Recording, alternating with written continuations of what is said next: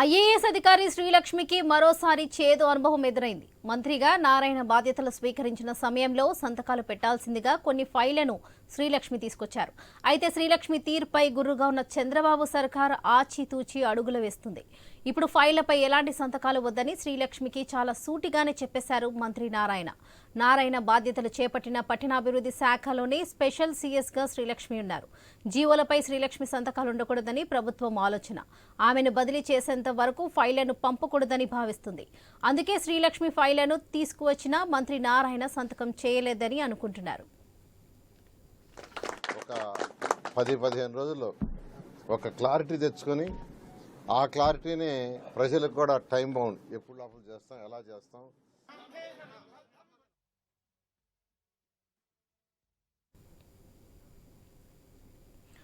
IAS అధికారి శ్రీలక్ష్మికి మరోసారి చేదు అనుభవం ఎదురైంది. మంత్రిగా నారాయణ బాధ్యతలు స్వీకరించిన సమయంలో సంతకాలు పెట్టాల్సిందిగా కొన్ని ఫైళ్లను శ్రీలక్ష్మి తీసుకొచ్చారు. అయితే శ్రీలక్ష్మి తీరుపై గురుగొన్న చంద్రబాబు సర్కార్ ఆచితూచి అడుగులు వేస్తుంది.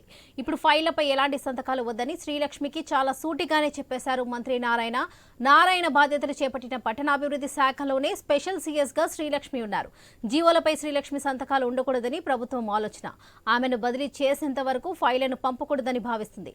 అందుకే శ్రీలక్ష్మి ఫైళ్లను తీసుకొచ్చినా కూడా మంత్రి నారాయణ సంతకం చేయలేదని అనుకుంటున్నారు. ఇక ఇదే విషయంపై మరింత సమాచారం మా ప్రతినిధి హరీష్ అందిస్తారు. హరీష్ చెప్పండి. ఐఏఎస్ అధికారి శ్రీలక్ష్మి వ్యవహారం టీడీపీ గవర్నమెంట్ లో మొదటి నుంచి కూడా కొంతవరకు ఇబ్బందికరంగానే మారినటువంటి కనిపిస్తుంది. ఎందుకంటే మొదటి నుండి కూడా శ్రీలక్ష్మి జగన్ అనుకూల మంచి అన్నటువంటి ఒక ప్రచారం ఉంది. అందుకు తగ్గట్టుగానే ఆమె కూడా కొన్ని కేసుల్లో నేపథ్యంలోనే ఆమె జైలుకు కూడా వెళ్ళి వచ్చినటువంటి సిచ్యువేషన్ కనిపిస్తుంది. సో ఇలాంటి పరిస్థితుల్లో ఇప్పుడు మళ్ళీ టీడీపీ ప్రభుత్వం రావడం, నిన్న మొన్నటి వరకు కూడా వైఎస్ఆర్ కాంగ్రెస్ పార్టీకి సంబంధించి జగన్ నాయకత్వంలో ఉన్నటువంటి అధికారులు వీళ్ళందరూ కూడా కొంతవరకు వారి పనితీరు పైన మొదటి నుంచి కూడా తెలుగుదేశం పార్టీ అభ్యంతరం వ్యక్తం చేస్తూనే ఉంది. వివాదానికి కేంద్రంగా శ్రీలక్ష్మి వ్యవహార శైలి ఉన్నటువంటి సిచ్యువేషన్ కనిపిస్తుంది.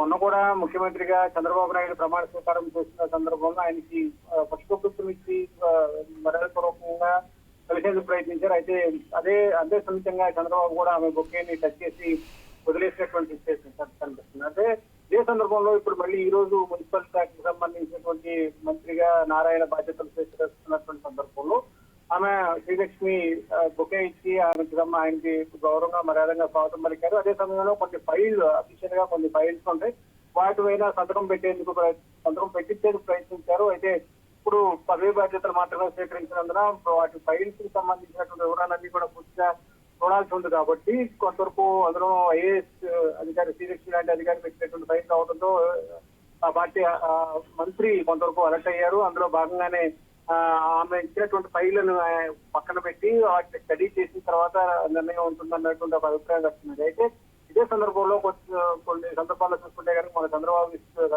స్వాగతం పలికేటువంటి క్రమంలో ఆయనకి ఇచ్చినటువంటి బొకేని కూడా చంద్రబాబు ఖచ్చితంగా తిరస్కరించారు. ఇప్పుడు నారాయణకి సంబంధించినటువంటి మంత్రి బాధ్యతలు చేపట్టిన సందర్భంలో ఫైలుపై సంతకం పెట్టించాలన్నా కూడా కొంతవరకు ఆలోచించాల్సినటువంటి సిచ్యువేషన్ ఏర్పడింది. అంటే అధికారులకు సంబంధించినంత వరకు బదిలీలకు సంబంధించినటువంటి వ్యవహారం ఇప్పటికే ప్రచారం జరుగుతున్నటువంటి తరుణంలో ఇప్పుడు ఈ ఫైల్స్ కి సంబంధించినటువంటి అంశం పైన సంతకాలు చేయించడం అనేది ఎంతవరకు సమంజసం అన్నటువంటి అభిప్రాయం కూడా మంత్రి కార్యాలయం వ్యక్తం చేసుకోవాల్సి కనిపిస్తుంది. ఎందుకంటే ఇప్పుడే మంత్రిగా బాధ్యతలు స్వీకరించారు కాబట్టి అతను ఫైలులో ఉన్నటువంటి అంశాలు ఏంటి, వాటికి సంబంధించినటువంటి ప్రతిపాదనలు ఏముంటున్నాయి, దాంట్లో ఉన్నటువంటి పరిస్థితులు ఏంటి అనేది స్టడీ చేయాల్సినటువంటి సిచ్యువేషన్ ఉంది. సో ఇప్పుడు ఆ ఫైల్స్ ను కూడా సంతకం పెట్టేటువంటి పరిస్థితి లేదు కాదు, వాటిని స్టడీ చేసిన తర్వాత చూద్దాం అనేటువంటి ఒక అభిప్రాయం వ్యక్తం చేశారు. ఇదే భాగంగానే మంత్రి ముందు పెట్టేటువంటి ఫైల్స్ అన్నింటినీ కూడా పక్కన పెట్టడం కూడా కొంతవరకు శ్రీలక్ష్మి లాంటి అధికారి అక్కడ ఉండటం కూడా కొంతవరకు అనుమానాలకు తావిస్తున్నటువంటి సిచ్యువేషన్ కనిపిస్తుంది. సో అదే ఈక్వేషన్ లో ఇప్పుడు జరిగినటువంటి తీర్పు కూడా చూసుకుంటే కనుక వరుసగా మొన్న ముఖ్యమంత్రి బాధ్యతల స్వీకారం, ఈ రోజు నారాయణకి సంబంధించినటువంటి మంత్రిగా బాధ్యతల స్వీకారం, మొత్తం ఇదంతా కూడా ఒక ప్రాసెస్ ప్రకారం జరుగుతుంది. సో అందులో భాగంగానే ఐఏఎస్లు అందులో భాగమై ఉంటారు. అయినప్పటికీ కూడా ఐఏఎస్ అందరూ కాదు, కొంతమంది అధికారుల పైన కొంతవరకు కూడా అనుమానం వ్యక్తం అవుతున్నటువంటి సిచ్యువేషన్ కనిపిస్తుంది. శ్రీలక్ష్మి అనగానే జగన్ అనుకూల అధికారి అన్నటువంటి అభిప్రాయం పడినటువంటి సిచ్యువేషన్ కనిపిస్తున్నటువంటి పరిస్థితులు. జగన్ కి సంబంధించినటువంటి కేసుల్లో కూడా ఆమె